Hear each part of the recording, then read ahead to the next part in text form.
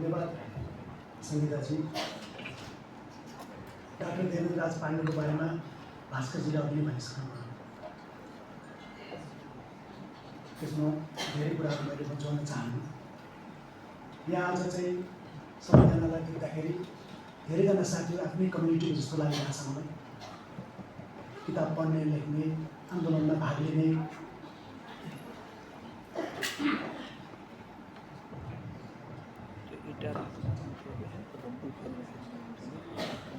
पठनको किताब लेख्ने, पढ्ने, आन्दोलनमा भेट भइरहने साथीहरू, नाटकमा भेट भइरहने साथीहरू, यहाँको बौद्धिक वर्ग, युवा अभियन्ताहरू जसले आएर भर्खरै यो विमोचन पनि गर्नुभयो, त्यही कम्युनिटीमा त्यो आफ्नै कम्युनिटी, आफ्नै समुदायको साथीहरूलाई भेटेको जस्तो मलाई लागिरहेछ।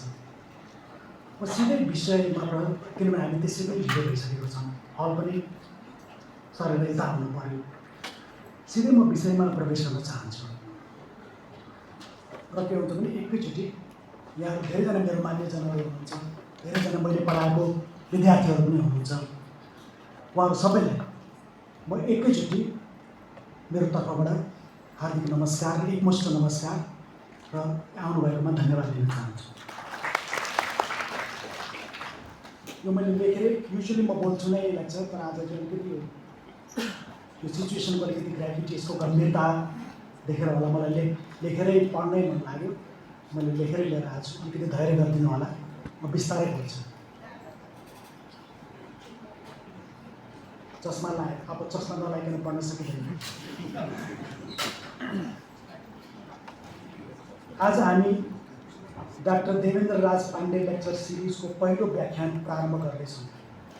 डाक्टर पाण्डे, जसले सन् 2006 को नागरिक आन्दोलन नेतृत्व गर्नुभयो, जसले दशकौँदेखि लोकतन्त्र र सामाजिक न्यायको पक्षमा अविरल सङ्घर्ष गर्नुभयो।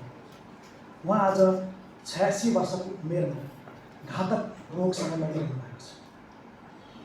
यो लेक्चर सिरिज उहाँको नाममा समर्पित गरिने एउटा औपचारिकता मात्र होइन, यो उहाँले जीवनभर उठाउनुभएका प्रश्नहरूलाई जीवित राख्ने प्रतिबद्धता हो।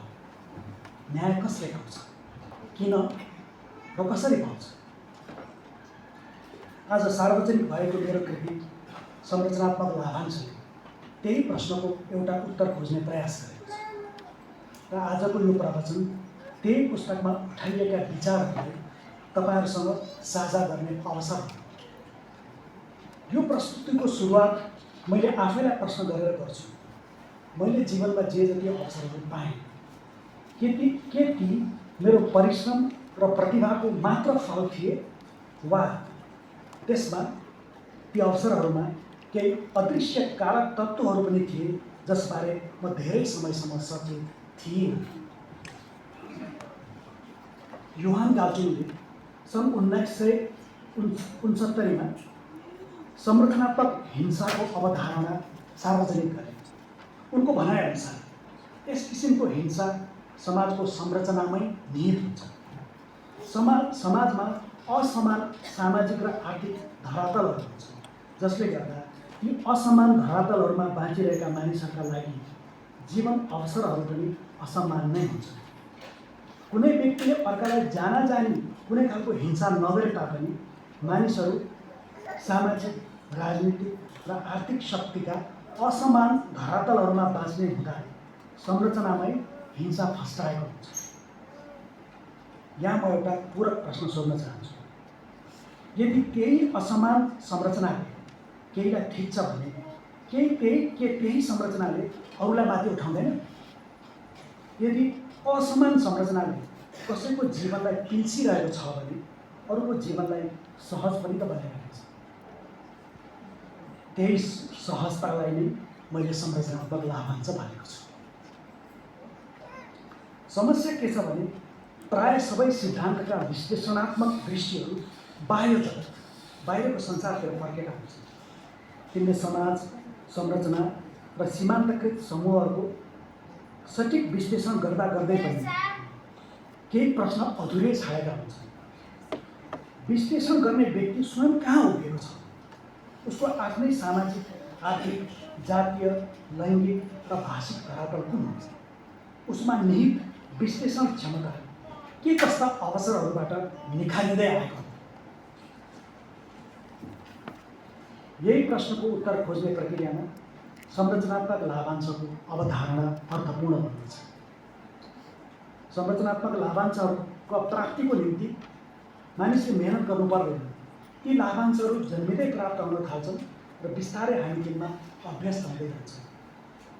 कालान्तरमा ती लाभांशहरूले सिर्जना गरेको सहजता हामीलाई आफ्नो स्वाभाविक अधिकार जस्तो लाग्न लाग्छ। केही अपवाद बाहेक समाजमा रहेका सबैलाई कुनै न कुनै खालको संरचनात्मक लाभांश उपलब्ध हुन्छ। उदाहरणको लागि कुनै व्यक्ति पुरुष छ भने समाजको संरचना तथा वैचारिक पुरुष प्रभुत्व रहन्छ। पुरुष भएकै कारणले उसलाई लैङ्गिक लाभांश प्राप्त हुन्छ। उच्च मध्यम वा मध्यम वर्गीय परिवारमा जन्मेको छ भने उसलाई श्रमिक परिवारमा जन्मिएकाहरूको तुलनामा वर्गीय लाभांश प्राप्त हुन्छ। राज्यको संरचनामा पहाडी राष्ट्रवादको वर्चस्व रहन्छ भने पहाडी परिवारमा जन्मिएकाले मधेसी मूलका मानिसहरूको तुलनामा बढी लाभांश उपलब्ध हुन्छ। गैर दलितहरूलाई जात प्रथाबाट प्राप्त हुने लाभांश उपलब्ध हुन्छ। सपाङ्गहरूले दृष्टिहीन, श्रवणहीन र अन्य किसिमका फरक क्षमता भएका तुलनामा शारीरिक लाभांश हुन्छ। यी सबै संरचनात्मक लाभांशका विविध स्वरूपहरू। हरेक व्यक्तिले अन्य किसिमका भौतिक वा सामाजिक अवसर प्राप्तिका निम्ति सङ्घर्ष गर्नु परे तापनि जन्मको संयोगले गर्दा उपलब्ध हुने संरचनात्मक लाभांशहरूको लागि मेहनत गर्नु पर्दैन। वर्ग, जात, लिङ्ग, भूगोल, भाषा, शरीर, प्रविधि आदिसँग जोडिएका लाभांशहरू बृहत समाजको आर्थिक राजनीतिक संरचना तथा वैचारिकीहरूसँग गाँसिएरै आउँछ। मधेसी, जनजाति, दलित, निम्नवर्गीय, महिला तथा दुर्गम ठाउँका बासिन्दाहरूको तुलनामा पहाडी, बाहुन क्षेत्री, मध्यमवर्गीय, पुरुष तथा काठमाडौँवासीहरूको आर्थिक र राजनीतिक संरचनामा बढी पहुँच छ। यसबाहेक हरेक समूहहरूभित्र पनि आफ्नै किसिमका सोपान तन्त्र अर्थात् हायरार्कीहरू हुन्छन्। मध्यमवर्गीय बाहुन क्षेत्रीलाई श्रमिक वर्गका बाहुन क्षेत्रीको तुलनामा वर्गीय संरचनात्मक लाभांश उपलब्ध छ। काठमाडौँमा बस्ने महिलाले दुर्गम ठाउँमा बस्ने महिलाको तुलनामा भौगोलिक लाभांश प्राप्त छ र पहाडी दलितलाई मधेसी दलितको तुलनामा भाषिक लाभांश उपलब्ध हुन्छ। किनभने हाम्रो मेन स्ट्रिममा त नेपाली नै भाषा छ। यस्तै गरेर दलित समुदायका विश्वकर्मा र सुनारहरूको उदाहरणको लागि त्यही समुदायकै पोडे र मुसहर लगायतका अन्य दलितहरूको तुलनामा संरचनामा बढी पहुँच हुन्छ। त्यसैले तिनलाई पनि सीमान्तको पनि सिमानामा रहेका अझै बढी सीमान्तकृत दलितको तुलनामा बाहुन क्षेत्रीको तुलनामा होइन, बाहुन क्षेत्रीको तुलनामा त दलितहरूको त्यसै पनि कम हुन्छ। जात र जात वर्गसँग पनि जोडेको हुन्छ, त्यो पनि उहाँलाई कमै लाभांश हुन्छ। तर सीमान्तको पनि सीमान्तमा रहेका अझै बढी सीमान्तकृत दलितको तुलनामा संरचनात्मक लाभांश उपलब्ध हुन्छ। यसरी केलाएर बुझ्दा संरचनात्मक लाभांशको अवधारणाले विभिन्न समूह बीचका भिन्नतालाई मात्रै नभएर एउटै समुदायभित्र रहेका इन्टरसेक्सनल वा अन्तर सम्बन्धित भिन्नताहरूलाई समेत बुझाउन सक्ने सैद्धान्तिक अवधारणाको रूपमा प्रयोग गर्न सकिन्छ। संरचनात्मक लाभांशको सन्दर्भमा मैले बारम्बार एउटा परिकल्पित हाइपोथेटिकल उदाहरण पेश गर्ने गरेको छु। संरचनाको पीडमा परेर अलिकति पनि लाभांश नपाउने को होला?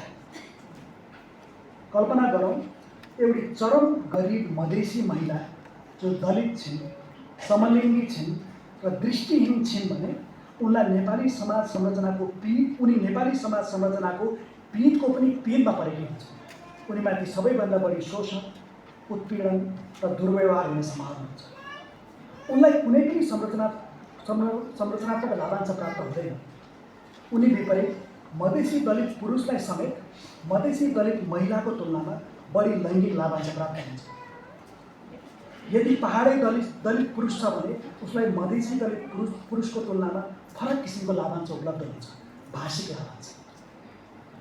यो भनिरहँदा प्रश्न हुन्छ, के यो सबै लाभांशको मात्रै कुरा हो त? के मेरिटको भूमिका हुँदै हुँदैन? मेहनतको भूमिका हुँदै हुँदैन भन्ने प्रश्न छ। मेरिटको भूमिका पक्कै हुन्छ, तर मेरिटको मात्रै भूमिका हुँदैन र मेरिटलाई विभिन्न किसिमका संरचनात्मक लाभांशहरूले निरन्तर मद्दत गरिरहेका हुन्छन् वा असर पारिरहेका हुन्छन्। यहाँ म एउटा कुरा स्पष्ट गर्न चाहन्छु, संरचनात्मक लाभांशको अवधारणाले कसैलाई दोषी ठहर गर्न खोजेको होइन। पुरुष भएर जन्मिनु अपराध होइन, काठमाडौँमा जन्मिनु अपराध होइन, मध्यमवर्गीय परिवारमा जन्मिनु अपराध होइन, शिक्षित परिवारमा जन्मिनु अपराध होइन। समस्या लाभांशको आभाससम्म पनि नहुनु र आफ्नो लाभांशलाई स्वाभाविक मान्नुमा छ। समस्या आफ्नो सहजतालाई सार्वभौमिक सत्य ठान्नुमा छ।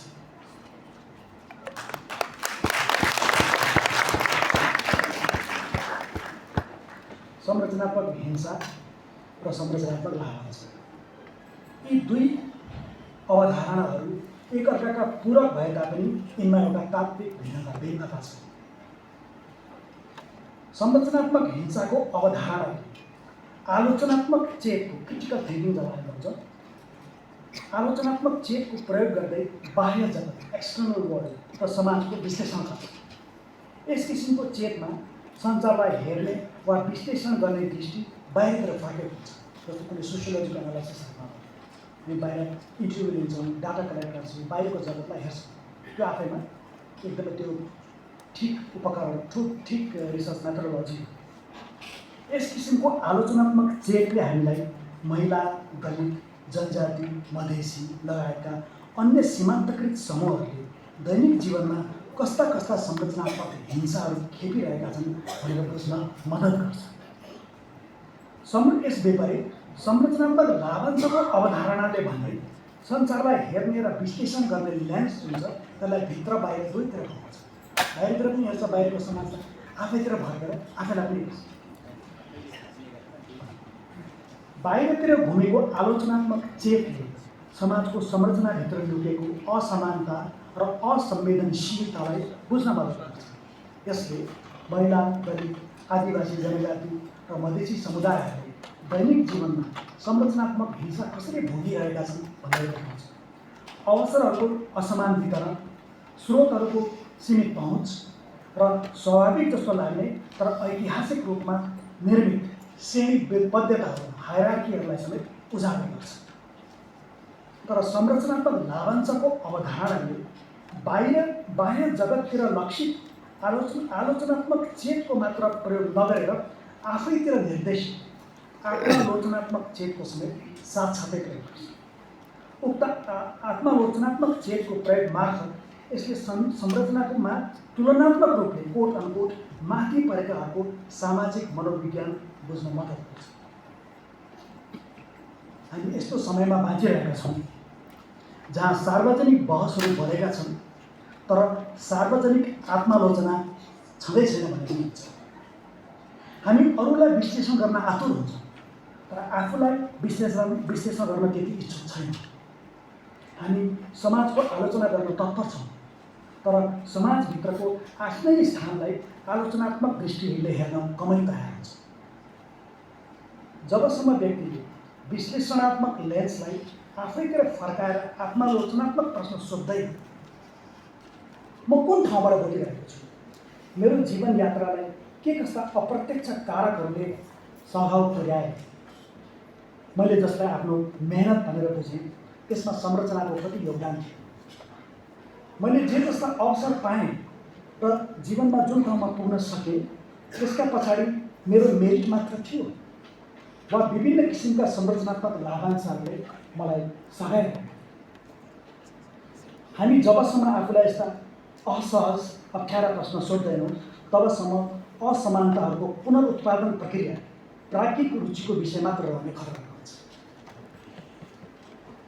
समालोचना वा सिद्धान्त लेखनमा व्यक्तिगत र विषयगत अनुभवहरूलाई पन्छाइ तटस्थ भएर लेख्नुपर्छ भन्ने पारम्परिक मान्यता छँदैछ। यसैले प्राज्ञिक तथा विश्लेषणात्मक लेखनमा लेखकको लोकेसन वा उसको आर्थिक सामाजिक धरातललाई अदृश्य राख्ने चलन छ र हामीलाई लाग्छ हामी संसार र समाजलाई तटस्थ दृष्टिकोणबाट हेरिरहेका छौँ, तर वास्तवमा हामी सधैँ कुनै न कुनै स्थानबाट हेरिरहेका हुन्छौँ। वर्गीय लोकेसनबाट, लैङ्गिक लोकेसनबाट, जातीय लोकेसनबाट, भाषिक लोकेसनबाट हामी कुनै शून्य बिन्दुबाट बोलिरहेका हुँदैनौँ। हामी सधैँ इतिहास, वर्ग, संस्कृति, भाषा, शिक्षा र अनुभवद्वारा निर्मित स्थान वा लोकेसनहरूबाट बोलिरहेका हुन्छौँ। तर मलाई लाग्छ सामाजिक न्यायबारे लेख्ने बोल्ने जोसुकैले पनि, चाहे त्यो गैर दलित होस् वा दलित, महिला होस् वा पुरुष, मध्यम वर्गीय होस् वा श्रमिक वर्ग, सबैले आफ्नो व्यक्तिगत धरातललाई फोरग्राउन्ड गर्नु अति आवश्यक छ। मलाई लाग्छ यो बौद्धिक इमान्दारीको एउटा आधारभूत शर्त पनि हो। अब यहाँ चाहिँ पाठकहरूलाई यो किताब पढ्न लाग्दा मैले यसमा धेरैचोटि म भन्ने शब्द प्रयोग पनि गरेको छु। म भन्ने शब्द किन प्रयोग गर्नु, मैले आफ्नै अनुभवहरूलाई नै खोज्दै गरेको छु। तर यसको प्रविधि नै यस्तै हो। हामीले चाहिँ तटस्थ भएर चाहिँ हामी लेख्ने हाम्रो चलन छ प्राज्ञिक एकाडेमिक पेपरहरूमा पनि हामीले आफैलाई हेर्दैनौँ, बाहिर संसारलाई हेर्छौँ। त्यसले मेरो व्यक्तिगत अनुभवहरू पनि आएका छन्, त्यो जानेरै गरेको हो। संरचनात्मक असंवेदनशीलता संरचनात्मक लाभांशको एउटा अर्को पाटो छ, जसलाई जति बढी प्रकारका लाभांशहरू उपलब्ध हुन्छन् उसमा त्यति नै प्रकारका संरचनात्मक असंवेदनशीलताहरू पनि साथसाथै मौलाएका हुन्छन्। त्यो असंवेदनशीलता ममा पनि छ, जसबारे मैले आफ्नो पुस्तकमा लेखेको छु। विभिन्न खालका लैङ्गिक, जातीय, वर्गीय र क्षेत्रीय लगायतका कयौँ असंवेदनशीलताहरू हाम्रो अवचेतन वा अर्ध अवचेतनमा सल्बलाइरहेका हुन्छन्। त्यसैले आफ्नै संरचनात्मक असंवेदनशीलताहरूलाई चिन्न र तिनबाट स्वतन्त्र हुन पनि हरेक व्यक्तिले आफूलाई जीवन पर्यन्त असजिला प्रश्नहरू सोधिरहनुपर्छ। कुरो हामीले के देख्छौँ र के देख्दैनौँ भन्ने।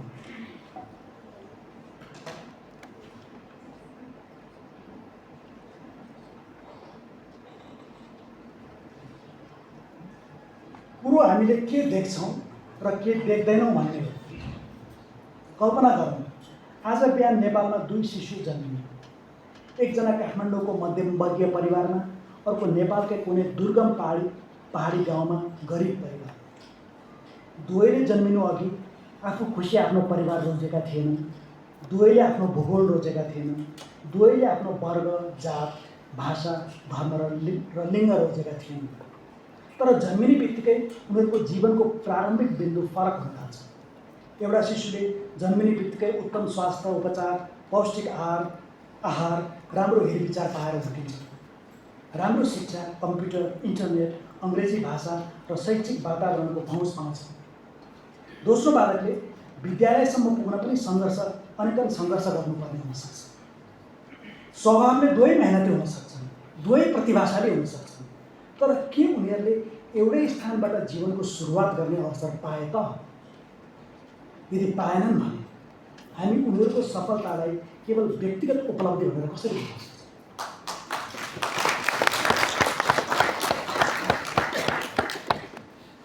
त्यसैले यदि कसैको बाटोमा तगाराहरू छन् भने कसैको बाटोमा अवसरका पुलहरू पनि छन्। म संरचनात्मक लाभांश र रुकुम हत्याकाण्डसँग जोडेर गरेको छु। कोरोना लकडाउन दौरान 2077 साल जेठमा रुकुमको सोती गाउँकी सुषमा मल्लसित अन्तर्जातीय प्रेम गरेको अपराधमा कोटनको हत्या गरिएका जाजरकोट गाउँका दलित युवा नवराज विक र उनका 5 साथीहरूको लास हिरी नदीबाट झिकियो। रुकुम हत्याकाण्डलाई सूक्ष्म अर्थात् माइक्रो र बृहत भन्नाले माक्रो दुवै दृष्टिबाट विश्लेषण गर्दा संरचनामा रहेका लाभांश र असंवेदनशीलताहरू कसरी जीवन, कानुन र न्यायिक प्रक्रियामा समेत विद्यमान छन् त्यो देखिन्छ। यस घटनाबारे माथिल्लो तहका राजनीतिक नेताहरूको विरोधाभासी कथन देखिन्छ। एकातिर अपराधीहरूलाई कडा कारवाही हुनुपर्छ भनिरहे, अर्कोतिर हत्याकाण्डलाई एउटा सामान्य दुर्घटनाको आवरण ओढाउने प्रयत्न गरियो। यो केवल नेताहरूको व्यक्तिगत असंवेदनशीलता थिएन, पुरै राजनीतिक प्रवृत्तिको प्रतिबिम्ब थियो, जहाँ सत्ता पाउने बित्तिकै क्रान्तिकारी विचार संस्थागत विभेदमा रूपान्तरित हुन्छ। रुकुम हत्याकाण्ड एकल अपवाद होइन। गएको दशकमा अजित मिजा उहाँको बुवाले पनि माइती घरमा न्याय माग्न बसिरहनु भएको होला आज। गएको 1 दशकमा अजित मिजा, लक्ष्मी परियार, राजेश नेपाली, झुमा विक, छेते दमाई, शिवशङ्कर दास लगायतका 1.5 दर्जनभन्दा बढी दलितहरू अन्तर्जातीय प्रेम प्रसङ्गको कारणले मारिए। कयौँलाई चरम यातना दिइयो, कयौँले आत्महत्या गरे भनियो। नेपालमा राजा महेन्द्रको शासनकालमा 2019 सालमा जारी गरिएको ऐनले छुवाछुत र जात आधारित भेदभावलाई कानुनी रूपमा अवैध बनाउने प्रयास गर्यो। त्यसपछि 2068 सालमा संसदले पारित गरेको जातीय भेदभाव तथा छुवाछुत कसुर र सजाय ऐन 2068 ले छुवाछुतलाई सार्वजनिक र निजी दुवै क्षेत्रमा दण्डनीय अपराध घोषणा गर्यो र सजायसहितको प्रावधान गर्यो। अब यहाँ आएर प्रश्न हुन्छ, यस किसिमको ऐन बनेको आधा शताब्दी पछि पनि किन यस्ता घटनाहरू घटिरहेका छन्? किन राज्यका शीर्षस्थ पदाधिकारीहरूले नै अमानवीय घटनाको ढाकछोप गर्न खोज्छन्? किन प्रहरीले प्रमाण सङ्कलन गर्न ढिलाइ गरेर दोषीलाई उम्कने धोका खोलिदिन्छ? किन न्याय पीडितहरूलाई उपेक्षा गर्दै पीडकहरूकै पक्षमा बारम्बार उभिरहन्छ? संरचनात्मक लाभांश र असंवेदनशीलताका सूक्ष्म र बृहत पक्षहरूलाई जोडेर विश्लेषण गर्दा यी प्रश्नहरूको उत्तर सहजै भेटिन्छ। कानुन आफैमा अमूर्त हुन्छ, त्यसलाई नेता, न्यायाधीश, प्रहरी, स्थानीय अगुवा आदिका बयान तथा कृत्यले मूर्त रूप दिन्छ। न्यायको माग गर्दै प्रहरी वा अदालत पुगेका पीडितहरूले कानुन लेखेको टोपी लगाएको कुनै अदृश्य अथवा अमूर्त अस्तित्वलाई उनीहरूले भेट्दैनन्। उनीहरूले भेट्ने भनेको कानुनको कार्यान्वयन गर्न नियुक्त भएका व्यक्तिहरूलाई नै हो। अनि ती व्यक्तिहरू बढी जसो पहाडी समुदायका गैर दलित पुरुषहरू नै छन्। अपवाद बाहेक प्राय सबैले जात प्रथा र पुरुषवादी भाषालाई केही भए पनि अन्तरीकरण गरेका हुन्छन्। अपवादका रूपमा कुनै दलित समुदायकै पुरुष उसको अथक परिश्रमले कानुन क्षेत्रमा अघि बढेर वकिल वा न्यायाधीश बनेको छ भने उसले समेत जात प्रथा तथा पुरुषवादी भाष्यलाई केही न केही रूपले आन्तरीकरण गरेको हुनसक्छ। केही महिला कानुनकर्मीले पुरुषवादी भाष्यलाई आन्तरीकरण गरेको छैन। जेन्डर स्टडिजको कति साथीहरू लेखिरहेको छु, उहाँहरूलाई थाहा छ इन्टरनलाइजेसन जुन हामी भन्छौँ, सूक्ष्म र स्थूल रूपको माइक्रो र म्याक्रो मैले भने दुईवटा लेभलको यसै दोसाँधमा, जहाँ चाहिँ दुईवटै लेभल ठोक्किन्छ, यही यसै दोसाँधमा जात प्रथा अदृश्य बन्छ र हत्याकाण्डहरू सामान्य दुर्घटनामा परिवर्तित गराइन्छ। अब अर्को सेक्सनतिरमा लाग्ने सांस्कृतिक पुँजी, ब्रोवाद र पितृसत्ता। संरचनात्मक लाभांशहरू धेरै प्रकारका हुन्छन्। कुनै विशेष वर्गमा जन्मिँदा उपलब्ध हुने संरचनात्मक लाभांशले मानिसको शिक्षा तथा त्यससँग जोडेर आउने सांस्कृतिक पुँजी अर्थात् कल्चरल क्यापिटललाई समेत प्रभाव पार्छ। पियर बुर्ड्यू र ज्यान क्लोद पासेरोले सांस्कृतिक पुँजीलाई व्यक्तिको बैंक खाताको ब्यालेन्स वा घर जग्गा लगायतका वस्तुमाथिको स्वामित्व जस्ता आर्थिक परिसूचकहरूसित मात्र नभएर उसको शिक्षा, बोल्ने तरिका, हालभाउ र लुगालत्ता लगायतका अन्य सामाजिक र सांस्कृतिक सङ्केतहरू समेत जोडेर व्याख्या गरिन्छ। प्रविधिको तीव्र विकास र डिजिटल प्रविधिको विस्तारसँगै सांस्कृतिक पुँजीको स्वरूप र यसको प्रभाव क्षेत्रलाई पुनर्व्याख्या गर्न आवश्यक छ। पछिल्ला वर्षहरूमा प्रकाशित नयाँ अनुसन्धानहरूले यस अवधारणालाई डिजिटल पुँजी अर्थात् डिजिटल क्यापिटलसँग जोड्दै विद्यालय शिक्षा र सामाजिक अवसरका परिप्रेक्ष्यमा यस धारणा भन्नाले कल्चरल क्यापिटलको धारणालाई पुनर्निर्माण गर्ने अथवा यसको पुनर्व्याख्या गर्ने प्रयत्न गरेको छ। पारम्परिक सांस्कृतिक पुँजी जस्तो कि घरमा पुस्तक, अभिभावकले दिने शिक्षा, कलात्मक रुचि र डिजिटल पुँजी भन्नाले डिजिटल उपकरण, इन्टरनेटमा पहुँच, प्रविधिमा साक्षरता, यी बीच प्रत्यक्ष सम्बन्ध नभए तापनि विश्वविद्यालयको सांस्कृतिक क्षेत्र, जसलाई बुर्ड्यूले कल्चरल फिल्ड भन्छन्, यसभित्र विद्यार्थीको व्यवहार, शिक्षकको दृष्टिकोण र संस्थागत संस्कृतिले यी दुवैलाई समन्वय गर्छ।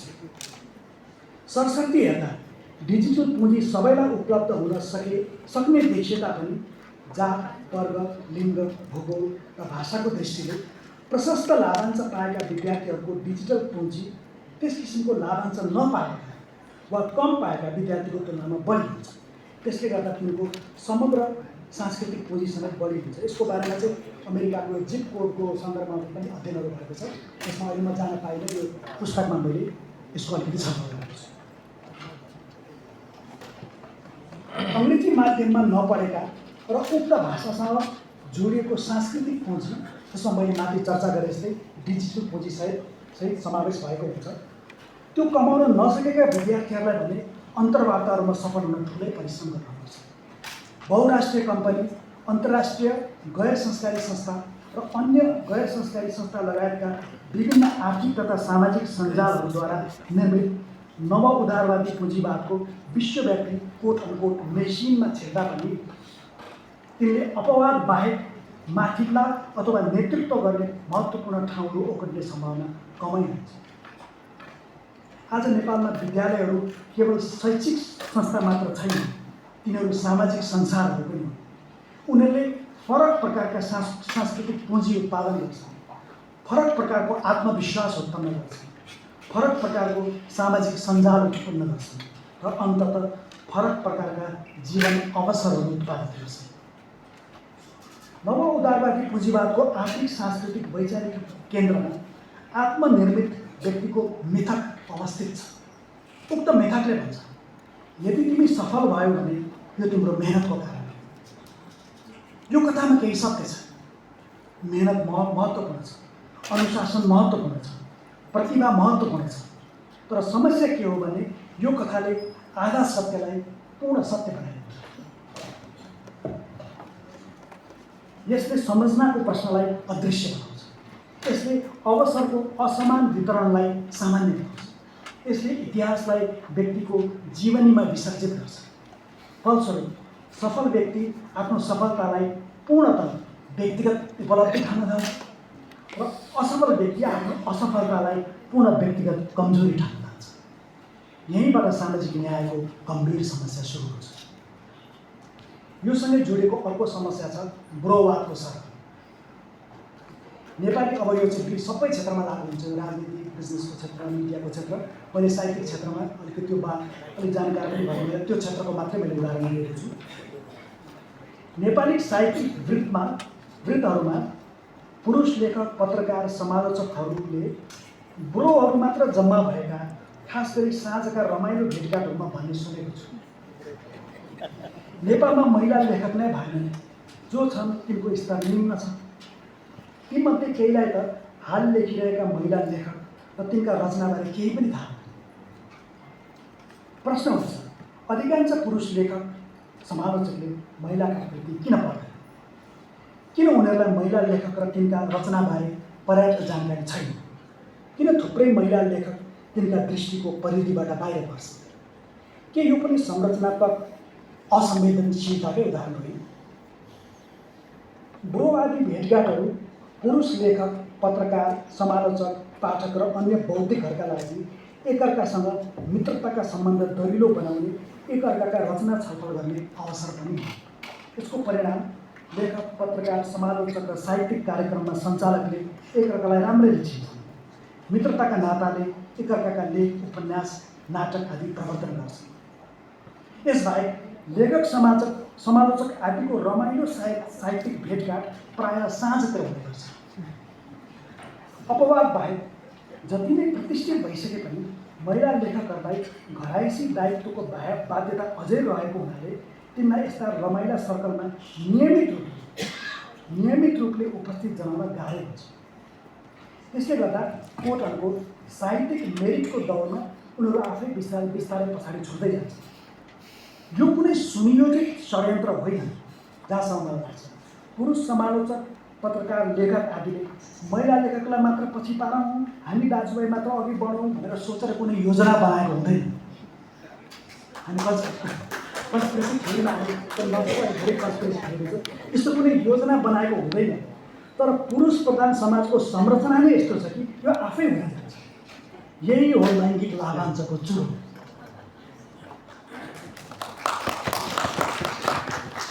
यसैले गर्दा कतिपय समालोचक, पत्रकार र आम पाठकका नजरमा महिलाका कृति अदृश्य हुन्छन् र म त महिलाका कृति नै पढ्दिनँ, किनकि तिनका रचना गुणस्तर नै हुँदैनन् र पारिजातपछि कुनै स्तरीय महिला लेखक जन्मेकै छैन जस्ता भाष्य साहित्यिक वृत्तका जेन्डर्ड भाष्य हुनुहुन्छ। सबै पुरुष लेखकहरू पुरातनवादी महिलादेशी पक्कै हुँदैन। खास गरेर मैले भेटेका अधिकांश समालोचकहरू, पत्रकारहरू महिला अधिकारको बारेमा सचेत भेटेको छु। यति हुँदाहुँदै पनि समाजको पुरुष प्रधान संरचना, उक्त संरचनाभित्र झ्याङ्गिएको महिला र पुरुषका अलग भूमिका र फरक अपेक्षा बारेका सामाजिक मान्यताले गर्दा थाहै नपाई उनीहरू ब्रोवादी परिधिमा सीमित भइरहेका हुन्छन्। उनीहरू त्यस परिधिभित्र बसेर राजनीतिक छलफल गर्दा कहिले कहिले महिला अधिकारबारे समेत विचार विमर्श गर्छ। तर उक्त वृत्तमा मुख्य कुरा यो छ कि त भन्नाले उहाँहरूले कन्सपिरेसी गरे जस्तो लाग्दैन मलाई। त्यो वृत्त म पनि गइरहेको हुन्छु, किन मैले भने मेरो आफ्नै संवैधानिक सिद्धान्त पनि हुनसक्छ, मैले नै पनि त्यो कुरा गरिरहेको हुनसक्छ। आफैले हामीले घोरिएर दोहोऱ्याएर आत्मालोचनात्मक चेत आफैतिर दोहोऱ्याएर हेर्नुपर्छ भन्ने कुरा मात्रै हो। तर मुख्य कुरा के छ भने उक्त वृत्तमा म कसरी पढेँ, कुनै महिला लेखक, समालोचक र पत्रकार किन सामेल हुन सकेन भनेर आत्मालोचनात्मक प्रश्न हामी सोध्दैनौँ। समस्या के हो? जबसम्म हामी पुरुषहरूले आफैलाई यस्ता कठिन प्रश्न सोध्ने हिम्मत गर्न सक्दैनौँ, तबसम्म हामी जतिसुकै उदारवादी भए तापनि आफ्ना कम्फर्ट जोनबाट बाहिर निस्कन सक्दैनौँ। धेरै सक्यो भने आत्मालोचना त हामी गर्छौँ, तर कम्फर्ट जोनभित्र बसेर यस्तो प्रश्न सोध्छौँ जसले हाम्रो परिचयलाई त्यति खलबलाउँदैन। आफैलाई खलबलाउने किसिमको प्रश्न सोध्नु पऱ्यो, आफ्नो परिचयले हल्लिने किसिमको प्रश्न सोध्नु पऱ्यो। तर त्यो कम्फर्ट जोनमा बसेर ठिकै छ, हामीले दलितलाई माया दया गरिदिउँ, सँगै बसेर पानी खान दिउँ, हामी त कति उदार भयो भन्ने खालको त्यो खालको एउटा परोपकारी किक भन्छु म त्यसलाई। त्यसमा हामीले इन्जोय गर्न चाहन्छौँ, त्यसबाट बाहिर निस्किनु।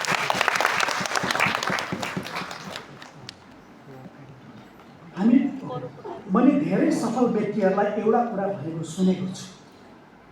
मैले त जीवनमा धेरै सङ्घर्ष गरेको छु, प्राय यो कुरा सत्य पनि हुन्छ।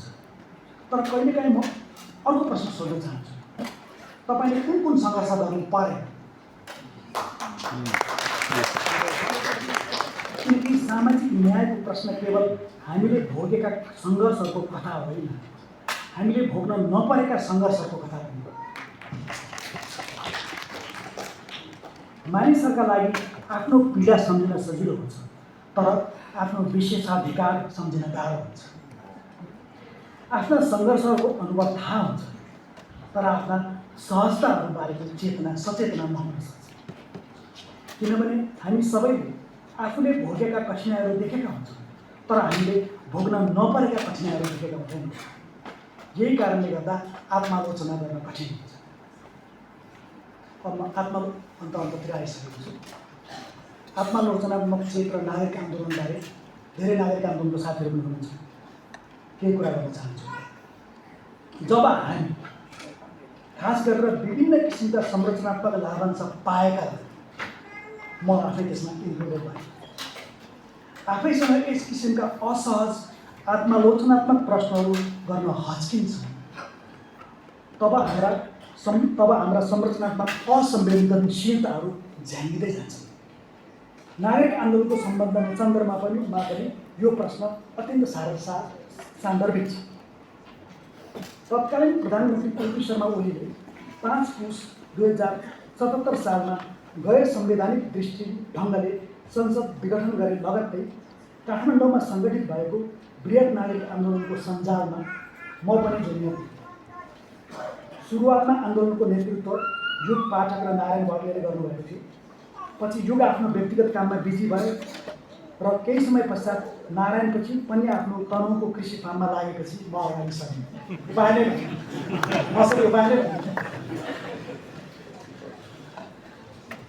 काठमाडौँमा बृहत नागरिक आन्दोलनले बेला बेला गर्ने शान्तिपूर्ण विरोध र्यालीहरू, धरना र विरोध भाषणहरू हुँदा बेला बेला मेरो मनमा विचार हुन्थ्यो।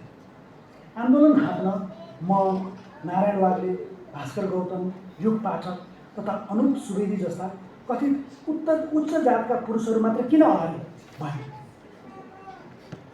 किन महिला, दलित, जनजाति वा मुस्लिम समुदायका साथीहरूले सक्रिय निरन्तर नेतृत्व लिन सक्ने स्थिति भयो? यिनै प्रश्नहरू मार्फत 2062-63 को वरिपरि सङ्गठित भएका नागरिक आन्दोलनहरू, खास गरेर म काठमाडौँ केन्द्रित नागरिक आन्दोलनको कुरा गरिरहेको छु। मधेस आन्दोलनको फरक थियो, तर त्यहाँ पनि महिलाभन्दा पुरुषहरू नै थिए नेतृत्वमा। कमै आन्दोलनमा फरक थियो, तर लैङ्गिक हिसाबले हेर्दा त्यहाँ पनि पुरुषहरू नै भएको देखिन्छ। 62-63 को वरिपरि सङ्गठित भएका नागरिक आन्दोलनहरू र विभिन्न नागरिक समाजहरूको नेतृत्व पङ्क्तिलाई निहाल्दा पनि त्यस्तै परिदृश्य देखा पर्यो। त्यसबेला पनि डाक्टर देवेन्द्रराज पाण्डे, कृष्ण पहाडी, कृष्ण खनाल, खगेन्द्र सङ्ग्रौला, श्याम श्रेष्ठ, महेश मास्के, कनक दीक्षित आदि काठमाडौँमै बसोबास गर्दै आएका हुने खाने वर्गका बाहुन छेत्री र नेवा समुदायकाहरूले नै आन्दोलनको नेतृत्व गरे। के विशेष वर्ग, जुन हामी पनि त्यहीमा पऱ्यौँ पछि, जुन के विशेष वर्ग र जातका पुरुषहरूले आन्दोलनमा सक्रिय नेतृत्व लिन सक्नुको एउटा मुख्य कारण तिनले पाएका संरचनात्मक लाभांशहरू पनि थिएनन्। यस पाटोलाई बुझ्न र समाधानको प्रयत्न निम्ति आन्दोलनकारीहरूले आफ्ना विभिन्न किसिमका लाभांशहरूप्रति निरन्तर सजग रहनुपर्छ जस्तो मलाई लाग्छ। यदि हामी लोकतन्त्रको पक्षमा आन्दोलन गर्छौँ भने नागरिक आन्दोलनका मिटिङ र निर्णय प्रक्रियामा आन्तरिक लोकतन्त्रको अभ्यासलाई पनि अँगाल्न जरुरी हुन्छ। यदि हामी सामाजिक न्यायको पक्षमा लेख्छौँ, बोल्छौँ भने हामी आफै के कस्ता लाभांशहरू उपभोग गर्दैछौँ र ती लाभांशले हामीलाई लेख्ने बोल्ने स्थानमा पुर्याउन कसरी मद्दत गरे, त्यसबारे सजग भई आफ्नो व्यवहारमा परिवर्तन ल्याउन जरुरी छ।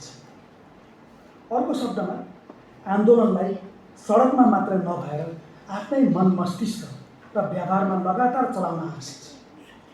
आत्मालोचनात्मक चेतको प्रयोग मार्फत आफैलाई लगातार झकझकाइरहनु जरुरी छ। आन्दोलनकारीहरूले आफैलाई सोधिरहनु पर्यो, आन्दोलन मार्फत लोकतन्त्र र सामाजिक न्याय एकअर्कासँग अविच्छिन्न रूपमा जोडिएका अवधारणाहरू हुन्। यिनको आदर्श र अभ्यासको लागि भिडिरहने कुरा त छँदैछ, तर उक्त आन्दोलनले हामी आफैमा कतिको आन्तरिक रूपान्तरण ल्याएको छ, हाम्रा आफ्नै संरचनात्मक असंवेदनशीलताहरूलाई भत्काउन कतिको मद्दत गरेको छ। नेपालका सबै ठुला दलका वरिष्ठ नेताहरू कुनै न कुनै बेला कुनै न कुनै आन्दोलनसित जोडिएका थिए। तीमध्ये केहीले सशस्त्र विद्रोहको अगुवाई गर्दै क्रान्तिको सपना समेत बाँडेका थिए। उनीहरू पछि गएर सरकारमा पुगे, सांसद, मन्त्री, प्रधानमन्त्रीसम्म बने। तर देशमा नयाँ संविधान बनेपछि पनि महिला, दलित, मधेसी, जनजाति लगायतको स्थितिमा उनीहरूलाई देखाइएको सपना अनुसारको परिवर्तन आउन सकेन। परिवर्तन आउँदै नआएको हो, केही परिवर्तनहरू पनि आए, सरकारले केही कानुनहरू पनि गरे, तर जस्तो उनीहरूलाई सपना देखाइएको थियो त्यो किसिमको परिवर्तन आउन सकेन। भूमि तहका धेरैलाई न्याय पाउन गाह्रो भयो। भ्रष्टाचारको जालो देशभरि फैलिँदै गयो। महिलाहरूको राज्यको सबै अङ्गमा 33% प्रतिनिधित्व गराउने कुरो संविधानमा सुनिश्चित गरिए तापनि निर्णयकर्ताको आसनमा कति उच्च जातका पुरुषहरू नै रहे। यी सबका विभिन्न कारणहरूमध्ये एउटा कारण जात, वर्ग, भूगोल, लिङ्ग आदिसित गाँसिएका प्रशस्त संरचनात्मक लाभांश प्राप्त भएका उच्चहरूले त्यस किसिमका लाभांश नपाएकाहरूका बारे आत्मालोचनात्मक चेतको विकास नगर्नु वा गर्न नचाहनु पनि थियो, वा कुरो बुझेर पनि बुझ बचाउनु पनि थियो। यो सबैले सङ्केत गर्छ बाह्य जगतमा आन्दोलन, क्रान्ति, विद्रोह जेको नेतृत्व गर्ने नेताहरूको मनभित्र आन्दोलनको आँधी चल्न सके। तिनले आन्दोलनलाई बाह्य संसार र जगतको रूपान्तरको उपकरण मात्र सम्झिए। अन्तर्मनको संसारमा पितृसत्ता र सामन्तवादको वैचारिकीले जडा गाडेकाले लोकतन्त्र र सामाजिक न्यायको समेत सही अभ्यास हुन सकेन। बहुदलीय व्यवस्था, आवधिक चुनाव, स्वतन्त्र न्यायपालिका, संसद र आयोगहरू सहितको लोकतान्त्रिक अभ्यास, संरचना र संस्थाहरूको उपस्थितिले गर्दा लोकतन्त्रको आवरण त रहि नै रह्यो, तर डाक्टर देवेन्द्रराज पाण्डेले भने जस्तै लोकतन्त्रको प्राण प्रतिष्ठा विरुद्ध भयो। लोकतन्त्रमा प्राण कसरी भर्ने, यो संवैधानिक वा प्रशासनिक मात्र नभएर नैतिक प्रश्न पनि हो। कुनै बेला नैतिकता धार्मिक विश्वदृष्टिसँग जोडिएको थियो। हालको समय धार्मिक दृष्टिको उपादेयता कमजोर हुँदै गएको तर लौकिक नैतिकता अर्थात् सेक्युलर इथिक्स विकसित हुन नसकेको डिजिटल नव उदारवाद तथा एल्गोरिदमिक उपभोक्ता संस्कृतिको समय हो। हालको समयमा गणतन्त्र, सामाजिक न्याय, समावेशिता जस्ता शब्दको पुनरावृत्ति वा सार्वजनिक भाषणले मात्र लौकिक नैतिकताको विकास गर्न सक्दैन। न यस किसिमका शब्दले खोक्रो र सतही बनेको लोकतन्त्रमा प्राण नै भर्न सक्छ। दशकौँदेखि खोक्रा चुनावी वाचा र लोकप्रियतावादी भाषणहरूमा यस किसिमका शब्दहरूको प्रशस्त प्रयोग हुँदै आएका हुन्। यी शब्दहरू आफै निस्तेज बन्दै गएका छन्। यस परिप्रेक्ष्यमा आफ्नै संरचनात्मक धरातललाई बारम्बार प्रश्न गर्ने आत्मालोचनात्मक संस्कृतिको अभ्यास लौकिक नैतिकताको विकास गर्ने प्रयत्न समेत बन्न सक्छ। संरचनात्मक लाभांशको अवधारणाले सफलतालाई अस्वीकार गर्दैन, यसले सफलतालाई सन्दर्भ दिन्छ। यसले मलाई लाग्छ यस अवधारणाको एउटा नैतिक पक्ष पनि छ।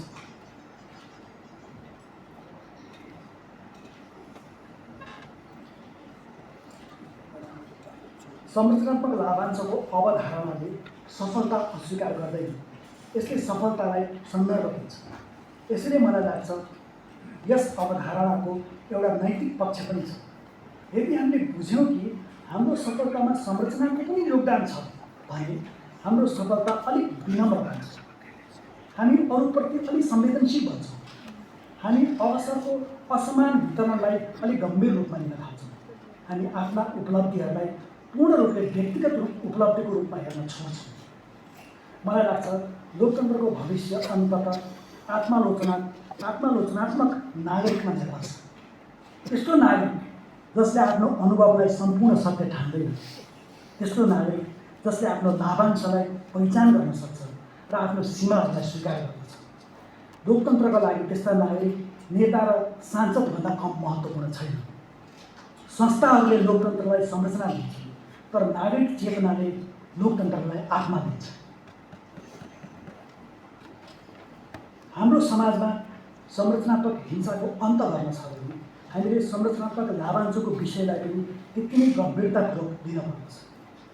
यसका लागि केवल नीतिगत परिवर्तन मात्र काफी हुँदैन। सामाजिक न्यायको सङ्घर्ष बाहिर मात्रै होइन, आफ्नै अन्तस्करणमा पनि निरन्तर चलाउनुपर्छ। अनि सबैभन्दा महत्त्वपूर्ण कुरो आत्मालोचनात्मक चेतको प्रयोग गर्दै विश्लेषणको लेन्सलाई बाहिर जगततिर मात्र केन्द्रित नगरी आफैतिर घुमाउँदै आफैलाई लगातार असहज अप्ठ्यारा प्रश्नहरू सोधिरहनुपर्छ। मलाई थाहा छ यी प्रश्नहरू सजिला हुँदैन, किनभने तिनले हाम्रो सहजतालाई खलबल हुन्छ। सायद यसैले समाजमा देखिएको असमानताको आलोचना गर्न सजिलो हुन्छ, तर असमानताको चाङभित्र आफ्नो पहिचान गर्न गाह्रो, आफ्नो स्थानको पहिचान गर्न गाह्रो। तर सायद प्रश्न यहीँबाट सुरु हुन्छ। डाक्टर देवेन्द्रराज पाण्डेको नाममा समर्पित यस व्याख्यानमालाको उद्देश्य नै हो ती असहज प्रश्नहरूलाई जीवित राख्नु। आउने वर्षमा यस प्रवचन श्रृङ्खलाले निरन्तरता पाउनेछ। हरेक वर्ष विषयहरू फरक हुन्, तर हरेक व्याख्यानले सायद एउटा प्रश्नलाई बोकेर हिँड्नुपर्छ। समाजमा को माथि छ र किन, र त्यसको बारेमा हामी के गर्दैछौँ। आज युवाहरूले आएर चाहिँ यो के अरे नागरिक अगुवाहरू लक्ष्मी घिमिरे, प्रणेता दिपा नेपाली जो अहिले पनि सरकार त्यो दलितहरूले जुन कोठा पाउँदैन त्यो प्रश्न लिएर माइती गर्नु झन्डै 2 महिनादेखि भन्दा बढी समयदेखि बसिरहनु भएको छ। पवित्र खड्का, रिजन नाहर राणा, उहाँहरूले हामीले जुन आएर चाहिँ विमोचन गर्नुभयो, यसको एउटा कारण त्यो पनि थियो। हामीलाई के लाग्छ भने यो जुन डाक्टर देवेन्द्रराज पाण्डे प्रवचन श्रृङ्खला छ, अर्को वर्ष फेरि होला हामीले दाइले बोल्ने भन्ने कुरा भइसकेको छ। यो श्रृङ्खला मार्फत हामी पुराना र नयाँ पुस्ताका अभियन्ताहरू, आन्दोलनकारीहरू र सामाजिक न्यायमा विश्वास गर्ने पिँढीहरूलाई जोड्न चाहन्छौँ। त्यसैले जसले आएर नागरिक अगुवाहरूले जसले विमोचन गर्नुभयो उहाँहरूलाई म एकपल्ट फेरि धन्यवाद दिन चाहन्छु।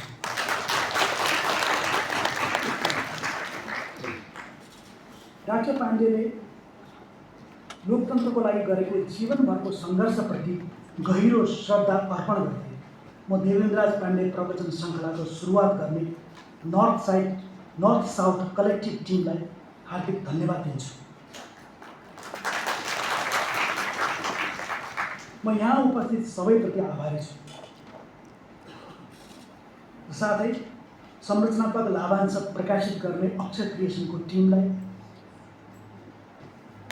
र अर्चना थापाजु जसले चलाउनुहुन्छ र यो पुस्तकको आवरण बनाउने अनामिका गौतम जो विमोचनमा पनि उपस्थित हुनुहुन्थ्यो र यसको भाषा सम्पादन गर्ने बुद्धिराज घिमिरेजीलाई पनि धन्यवाद दिँदै र यो उहाँहरू सबैलाई फेरि एकचोटि पुनः एकमुष्ट नमस्कार गर्दै धन्यवाद दिँदै आफ्नो